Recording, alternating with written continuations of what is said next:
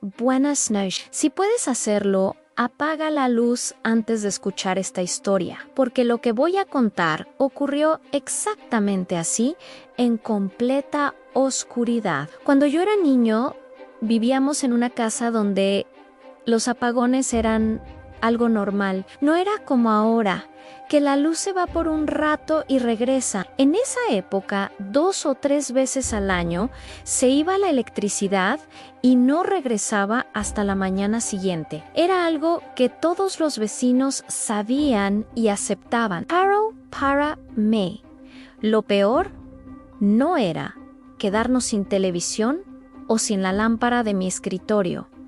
Era la oscuridad. Nuestra casa tenía un patio enorme, lleno de árboles altos y frondosos que, durante el día, nos daban una sombra maravillosa. Pero en la noche, esos mismos árboles se convertían en una muralla que bloqueaba cualquier luz, incluso la de la luna o las estrellas. Así que cuando todo se apagaba, la casa quedaba sumergida en una negrura absoluta, total. No se distinguían las paredes, ni las puertas, ni siquiera tus propias manos frente a tu cara. Era como estar flotando en un vacío negro. Mi mamá tenía reglas muy estrictas para esas noches. Eran inquebrantables. Cada quien debía permanecer en su cuarto y usar velas solo lo estrictamente necesario. Ella decía que había que aprender a convivir con la oscuridad, a no tenerle miedo, pero con el tiempo entendí que su insistencia no venía de una lección de valentía, sino todo lo contrario. Venía del miedo. Tenía un pánico profundo a la oscuridad y a lo que se escondía en ella. Por ejemplo, nunca, bajo ninguna circunstancia, permitía que se hablara de fantasmas o se vieran películas de terror en casa. Si alguna visita, algún tío o primo comenzaba a contar una historia sobrenatural, ella encontraba la manera de cambiar el tema de inmediato, con una sonrisa nerviosa pero firme. Siempre repetía la misma frase: en esta casa hay que tener mucho cuidado con lo que se nombra. Yo, en mi inocencia de niño, pensaba que exageraba, que era una de esas manías de adulto que no tienen sentido, hasta aquella noche, la noche que me enseñó que mi madre tenía razón. Recuerdo que estaba en la sala viendo la televisión. Era un programa de caricaturas, de esos que pasaban justo antes de la hora de dormir. De repente, la pantalla parpadeó y se apagó. Todo quedó en un silencio de golpe, un silencio denso y pesado. Se había ido la luz otra vez. Mi mamá, como siempre, tomó el control de la situación. Nos mandó a mi hermana y a mí a dormir y nos repartió una vela para cada cuarto. Encendió la suya y con esa pequeña llama fue iluminando el camino hasta nuestras habitaciones. Esperó pacientemente hasta asegurarse de que ambos estuviéramos acostados y arropados. Su rostro, a la luz de la vela, parecía más tenso de lo normal. Pero yo no tenía ninguna intención de dormir. Desde hacía semanas guardaba una colección de libros de terror escondidos bajo el colchón. Eran mi tesoro prohibido. Así que, en cuanto mi mamá se fue, encendí mi vela y, para que no se diera cuenta, tapé la rendija de la puerta con una toalla. Así la luz no se filtraría al pasillo. Me acomodé bajo las sábanas con el libro abierto y la llama de la vela bailando a mi lado, creando sombras extrañas en la pared. Estaba completamente absorto en la lectura. Pasaron varios minutos, quizás 10 o 15, no lo sé con certeza. Estaba tan concentrado que perdí la noción del tiempo. Y entonces lo escuché, una voz suave que atravesó el silencio. Mario, era la voz de mi mamá. Mi corazón dio un vuelco. Me había descubierto. Apagué la vela de un soplido, como un acto reflejo. El cuarto quedó otra vez en una oscuridad absoluta, y mis ojos tardaron unos segundos dolorosos en acostumbrarse. Contuve la respiración, esperando el regaño. Escuché sus pasos pasar frente a la puerta de mi cuarto y luego alejarse por el pasillo. Sentí un alivio inmenso. Pensé que todo había terminado, que había decidido dejarlo pasar. Pero unos segundos después, los pasos regresaron.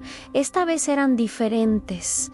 Eran lentos, cuidadosos, casi silenciosos, como si no quisiera hacer ruido. Y entonces volvió a hablar.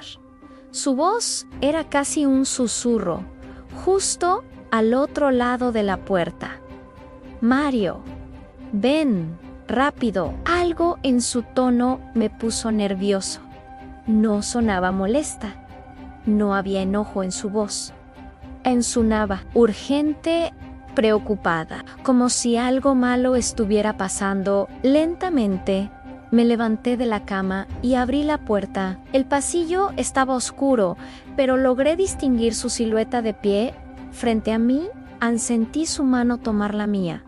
Estaba fría, increíblemente fría, como si hubiera estado afuera en una noche de invierno. Me hizo una señal con la otra mano para que guardara silencio y comenzó a caminar por el pasillo, llevándome con ella. Yo la seguí sin preguntar, confundido y asustado. El piso de madera crujía bajo nuestros pies con cada paso que dábamos mientras avanzábamos hacia la parte trasera de la casa. Mi corazón latía tan fuerte que pensé que alguien más podría escucharlo en medio de ese silencio. Y entonces oí algo detrás de nosotros, pasos.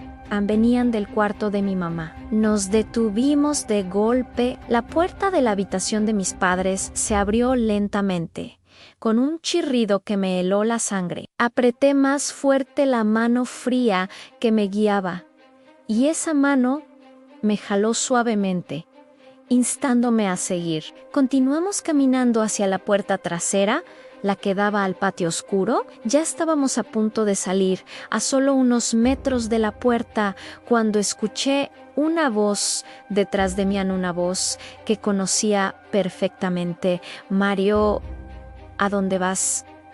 Me di la vuelta. Mi mamá estaba parada en la entrada de su habitación, sosteniendo una vela encendida que iluminaba su rostro confundido y preocupado. En ese preciso instante, todo encajó. El frío de la mano que sostenía, la voz susurrante en la puerta, el miedo, lo entendí todo. La mano que sostenía con fuerza no era la de mi mamá. Sentí como aquellos dedos, largos y fríos, me soltaron lentamente, casi con delicadeza. La puerta trasera estaba abierta de par en par, y un aire helado entraba desde el patio. En la oscuridad del jardín, escuché pasos corriendo hacia los árboles, seguidos de una risa baja, gutural, que se fue alejando hasta perderse en la negrura. Mi mamá corrió a abrazarme mientras yo temblaba sin poder hablar, sin poder moverme. Me llevó a su cuarto y me acostó en su cama. Desperté horas después, todavía temblando. Aún no había regresado la electricidad. La vela seguía encendida en la mesita de noche y ella estaba a mi lado, despierta, rezando en silencio, con un rosario en las manos. Nunca hablamos de lo que ocurrió esa noche, nunca. Pero desde ese momento, todo cambió en la casa. Durante los apagones, mi hermana y yo dormíamos con ella en su cuarto, y ninguna puerta volvía a quedarse abierta. Todas se cerraban con llave. Años después, cuando ya éramos mayores, me atreví a preguntarle por qué odiaba tanto esa casa, por qué siempre le tuvo tanto miedo a la oscuridad. Dudó un momento, pero al final me lo dijo. Me contó que antes de que construyeran el vecindario, esos terrenos estuvieron abandonados durante mucho tiempo, y que la gente del lugar, la gente más vieja, decía que algo caminaba por las noches entre los árboles, llamando a las personas por su nombre. Algo que sabía imitar a la perfección las voces familiares para hacerte salir. Nos mudamos poco después de esa conversación y afortunadamente nada volvió a pasar. Pero incluso ahora, tantos años después, cuando se va la luz en mi propia casa, evito a toda costa responder si alguien me llama desde otra habitación, porque aprendí algo aquella noche. En la oscuridad, hay cosas que no necesitan forzar la cerradura ni romper una ventana para entrar a tu casa. Solo necesitan que confíes lo suficiente en una voz familiar para seguirlas hacia afuera. Gracias por escuchar. Si te gustó esta historia, no olvides suscribirte y activar la campana para no perderte la próxima. Nos vemos en la oscuridad.